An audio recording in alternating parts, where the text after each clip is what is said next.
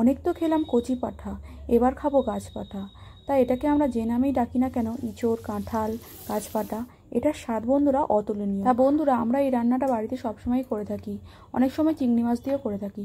কিন্তু আজকে বন্ধুরা আমি কিভাবে রান্না করি সেটাই তোমাদের সাথে শেয়ার করব। তো প্রথমেই বন্ধুরা ইঁচড়টা কেটে নিয়ে হলুদ দিয়ে সেদ্ধ বসিয়ে দিলাম। তারপর ইঁচড় সেদ্ধ করতে বসিয়ে দিয়ে বসে না থেকে কেটে নিতে হবে আলু, পেঁয়াজ, আদা, রসুন, কাঁচা লঙ্কা, টমেটো সমস্ত পরিমাণ মতো কেটে নিতে হবে। তারপর ইঁচড় সেদ্ধ হয়ে গেলে দিয়ে দিতে হবে কড়াইয়ের মধ্যে তেল, আর দিয়ে দিতে হবে গোটা গরম মশলা, একটু জিরে, শুকনো লঙ্কা, 5 ফোড়ন। তারপর এদিকে মশলাটা পেস্ট করে নেবো, আর এদিকে ততক্ষণে আমার এঁচড় আর আলু মোটামুটি ভালো ভাজা হয়ে গেছে, আর সাথে পেঁয়াজগুলো দিয়ে ভালো করে ভেজে নিচ্ছি। তারপরে এদিকে তৈরি করে নিচ্ছি মশলাটা। ধনে, জিরে, লঙ্কা, হলুদ, নুন দিয়ে একটা মশলার গোলা বানিয়ে নিলাম, যাতে মশলাটা ভালো করে মিশে যায়। তারপর আদা রসুনের পেস্টটা দিয়ে আর সেই মশলার জলটা দিয়ে ভালো করে আলু আর এঁচড়টা কষিয়ে নিতে হবে। কষানো হয়ে গেলে সাথে দিয়ে দিতে হবে টমেটো, 2টো টমেটো এখানে আমি নিয়েছি।